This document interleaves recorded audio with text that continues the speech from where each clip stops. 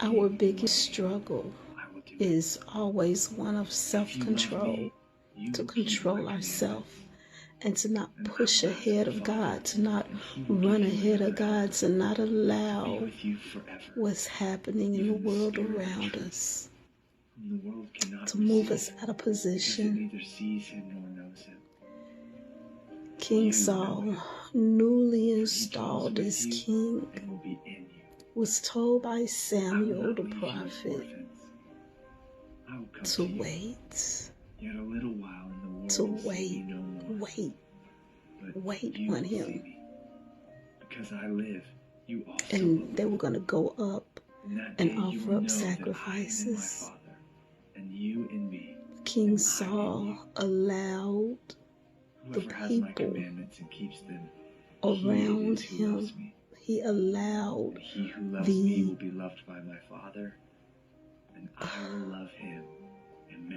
fear of the people around him to move him. And he went and he, instead of waiting on Samuel, he went and he offered up sacrifices that he was not supposed to do. And no sooner than he did that, no sooner than he stepped out of that position, see, we have left everything and followed you. Did Samuel come? Truly, I say to you, that was the beginning of his downfall. That was the beginning of his losing God's favor, because he allowed himself to be moved by the emotions of the people.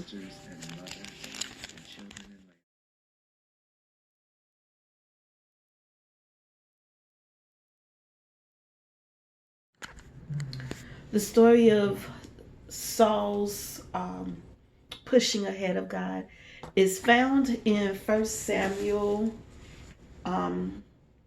It's actually 1 Samuel chapter 13, but to understand what happened, you would have to read 1 Samuel chapter 11. So I'm going to share that with you right now. 1 Samuel chapter 11, this is what it says, starting in verse 1. Then Nahash the Ammonite came up and encamped against Jabesh Gilead. And all the men of Jabesh said to Nahash, "Make a covenant with us and we will serve you." And Nahash the Ammonite answered them, "On this condition I will make a covenant with you, that I may put out all of your right eyes and bring reproach on all Israel." Then the elders of Jabesh said to him, "Hold off for 7 days, that we may send messengers to all the territory of Israel. And then, if there is no one to save us, we will come out to you." So the messengers came to Gibeath of Saul and told the news in the hearing of the people. And all the people lifted up their voices and wept. Now there was Saul coming behind the herd from the field. And Saul said, "What troubles the people that they weep?" And they told him the words of the men of Jabesh. Then the Spirit of God came upon Saul when he heard this news, and his anger was greatly aroused.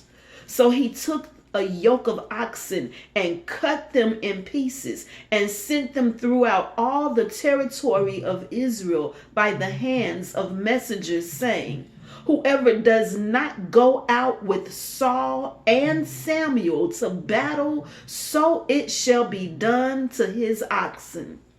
And the fear of the Lord fell on the people, and they came out with one consent. When he numbered them in Bezek, the children of Israel were 300,000, and the men of Judah 30,000.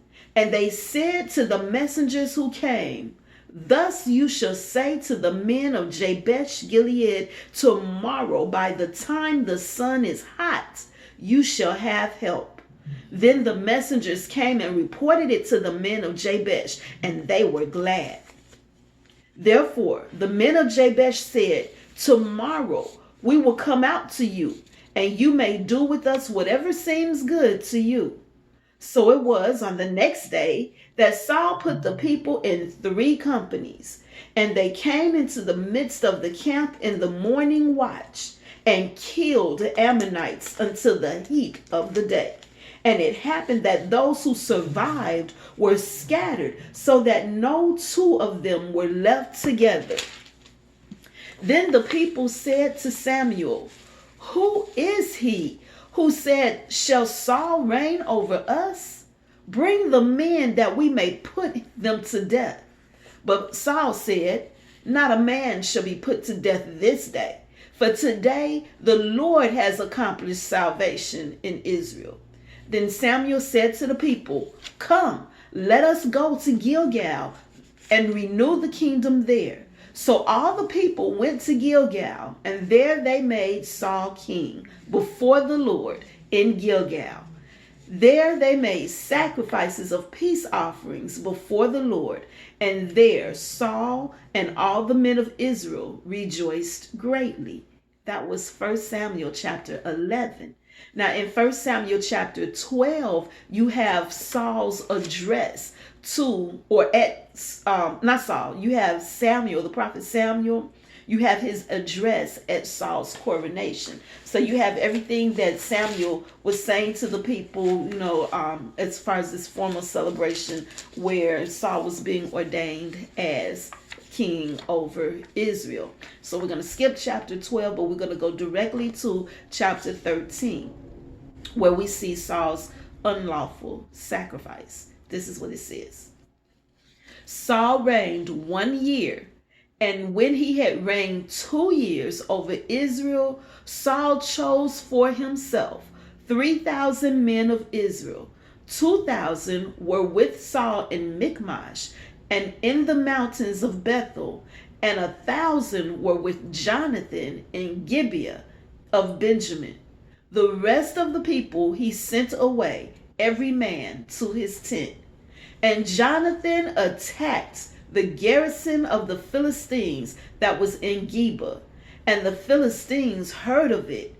Then Saul blew the trumpet throughout all the land, saying, "Let the Hebrews hear." Now all Israel heard it and said that Saul had attacked a garrison of the Philistines, and that Israel had also become an abomination to the Philistines.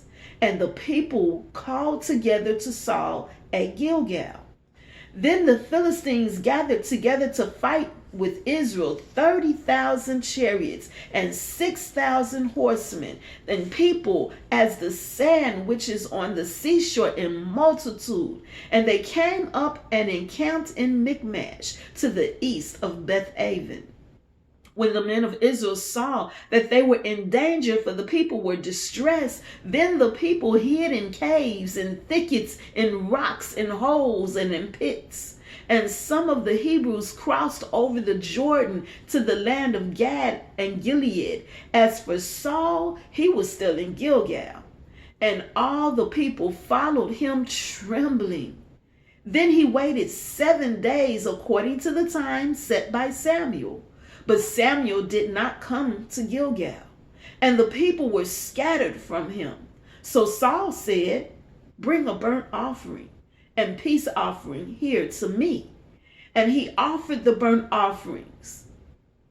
Now it happened, as soon as he had finished presenting the burnt offering, that Samuel came. And Saul went out to meet him, that he might greet him. And Samuel said, "What have you done?" Saul said, "When I saw that the people were scattered from me, and that you did not come within the days appointed, and that the Philistines gathered together at Michmash, then I said, the Philistines will now come down on me at Gilgal, and I have not made supplication to the Lord. Therefore I felt compelled to and offered a burnt offering." And Samuel said to Saul, "You have done foolishly. You have not kept the commandment of the Lord your God, which he commanded you.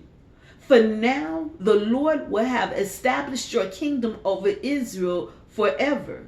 but now your kingdom shall not continue. The Lord has sought for himself a man after his own heart, and the Lord has commanded him to be commander over his people, because you have not kept what the Lord commanded you. Then Samuel arose and went up from Gilgal to Gibeah of Benjamin. And Saul numbered the people present with him, about 600 men. So I'm going to stop there. That doesn't end the chapter of 13. There's actually 23 verses in chapter 13, but I only read the first 15. I encourage you to finish reading and find out more about what happened.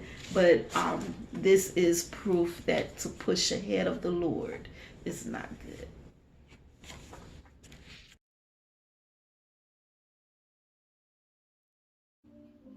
Our biggest struggle, our biggest fight is never with somebody else. Never. It's always with ourselves. We fight to hold on to our own emotions. Our emotions will move us. My Father is the vine dresser. Whether it's fear, whether it's anger, whether it's jealousy, these are strong emotions. And if we do not practice self-control, then we're easily moved by those emotions. Abide in me, and I A part of fasting is our practicing self-control over ourselves. But we do that in the area of eating. We deny ourselves. Yet we haven't yet learned to deny ourselves in the area of our emotions, our fears, our angers, our passions. If anyone does not abide in me, he is thrown away like a branch and withers. And the branches are thrown into the fire. I'm going to say it again. Our biggest fight is never with the next person. Ask whatever you wish. It's with and it will be done ourselves. for you.